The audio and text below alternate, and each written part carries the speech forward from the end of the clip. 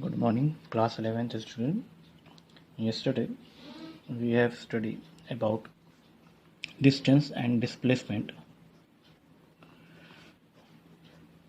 and we know that distance is a scalar quantity and displacement is the vector quantity. Okay, now एक question आपको दिया था. Question क्या था? एक सर्कुलर पाथ था,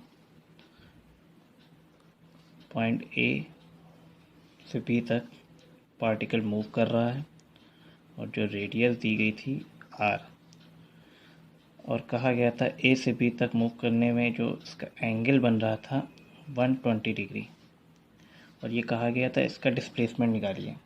इसमें डिस्प्लेसमेंट क्या होगा?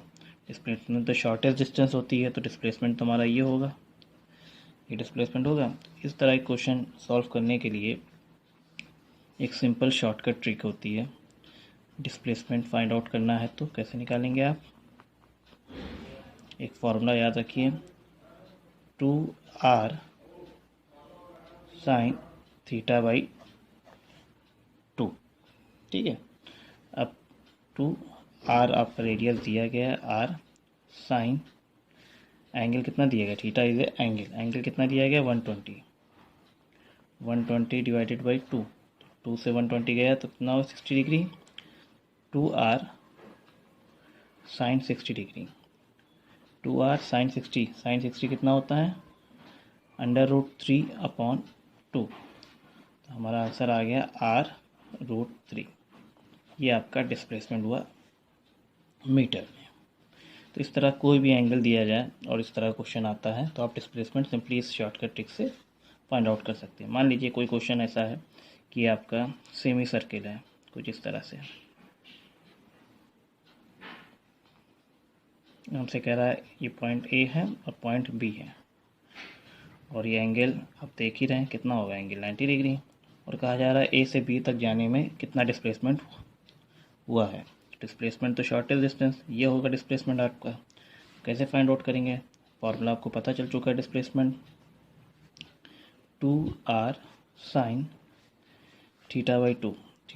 थीटा कितना दिया गया है? तो 2r साइन 45 डिग्री.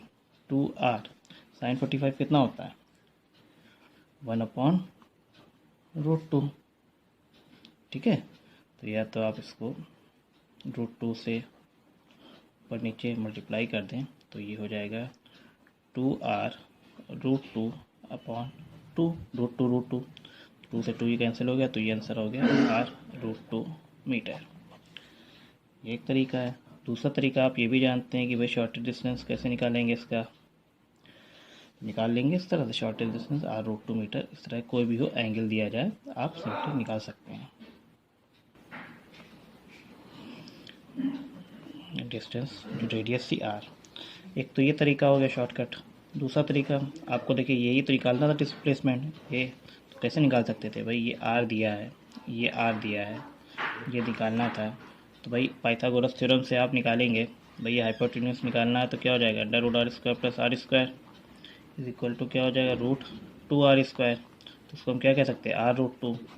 एक ये भी निकाल सकते हैं. r√2 r सेम है कि नहीं वैल्यू? दोनों तरीका है, लेकिन ये आप याद रखिएगा इस तरीके के क्वेश्चन आते हैं तो इस तरह से आप सॉल्व कर सकते हैं.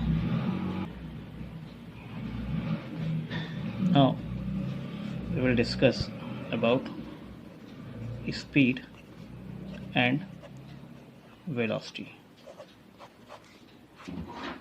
नाउ क्लास 9 में हम लोग पढ़ चुके हैं स्पीड और वेलोसिटी होती क्या है. स्पीड क्या होती है?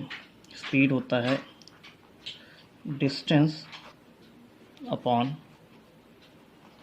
टाइम. वेलोसिटी क्या होता है? Displacement upon time. पहली बात तो ये हो गई. Second point, speed is a scalar quantity और वेलोसिटी क्या होती है? Vector quantity. ठीक है. तीसरी बात, इसकी जो यूनिट होगी क्या हो जाएगी? मीटर पर सेकेंड मीटर पर सेकेंड यूनिट दोनों की। चौथी बात, क्या स्पीड और वेलोसिटी सेम हो सकती है? हो सकती है। किसी किसी टाइम पे जब हमारा डिस्टेंस और डिस्प्लेसमेंट इक्वल हो जाएगा तो सेम हो सकती है स्पीड और वेलोसिटी। ठीक है, तो और स्पीड ज़्यादा होगी वेलोसिटी से, क्या इसका रिलेशन हो सकता है? तो आप जानते हैं कि डिस्टेंस हमेशा ग्रेटर दैन होता है डिस्प्लेसमेंट से, और कई जगह पे इक्वल टू भी होता है। तो according to this relation speed is also greater than और इक्वल टू वेलोसिटी। ठीक है, अब इसमें हम लोग स्पीड और वेलोसिटी में दो तरह की स्पीड पढ़ेंगे। एक हम पढ़ेंगे इंस्टेंटेनियस स्पीड और दूसरी हम लोग पढ़ेंगे एवरेज स्पीड। सेम चीज़ हम लोग वेलोसिटी में भी पढ़ेंगे, इंस्टेंटेनियस वेलोसिटी और एवरेज वेलोसिटी।